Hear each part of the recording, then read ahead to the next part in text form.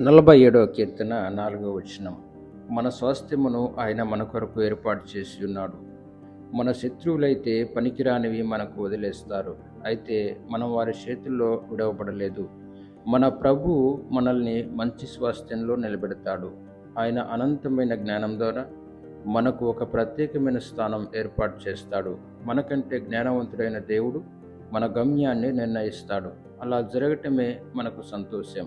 దేవుని ఎంపికయే మన ఎంపికగా ఉన్నది. అంతా మన ఇష్ట ప్రకారమే జరిగే అవకాశం ఉంటే జీవితంలో అన్నీ దేవుని పద్ధతిలోనే జరగటం మాకు ఇష్టం అని చెప్తాం. మన బుద్ధిహీనత మనకు తెలుసు కాబట్టి మన జీవితాలను మనమే పరిపాలించుకోవాలని ఆశపడము. మన సొంత ఇష్ట ప్రకారం జీవిత నావను నడిపిస్తే మనకు ధైర్యం ఉండదు. కానీ ప్రభువు మన నావ చుక్కాని పట్టుకుంటే మనం క్షేమంగా ఉన్నట్లు భావిస్తాం. మనసు తేలికగా ఉంటుంది. బాధాకరమైన వర్తమానాన్ని, అగమ్య గోచరమైన భవిష్యత్తును ఆనందంగా ఆ పరమ తండ్రి చేతిలో పెట్టేస్తాం.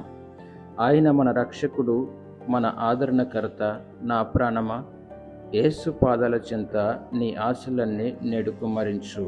ఈ మధ్యకాలంలో నీవు నీ సొంత దారిలో ప్రయాణం చేసి నీ మొండి నిర్ణయాల్లో కొట్టుకుపోతే, నీ మనసుకు తోసినట్లు ప్రవర్తిస్తే, నీ మూర్ఖమైన మనస్సు ప్రక్కన పెట్టు. నీ చుక్కాన్ని ప్రభు చేతికి అప్పగించు. ఆయనే ఏర్పాటు చేస్తాడు అని చెప్పు.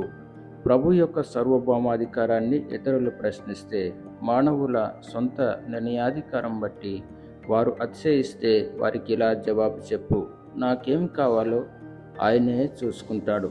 ఆయనే నా స్వాస్థ్యాన్ని ఏర్పాటు చేస్తాడు. ఆయనే నాకు కావలసింది ఏర్పాటు చేయాలన్నది నా మనఃపూర్వకమైన కోరిక. నా పూర్ణ అంగీకారంతో, నా సంపూర్ణమైన ఇష్టంతో దేవుని అధికారం క్రింద మాత్రమే నేను నడిపించబడాలని కోరుకుంటున్నాను. నా ప్రాణమా, యేసు పాదాల చెంత నీ ఆశలన్నీ నేడు కుమ్మరించు.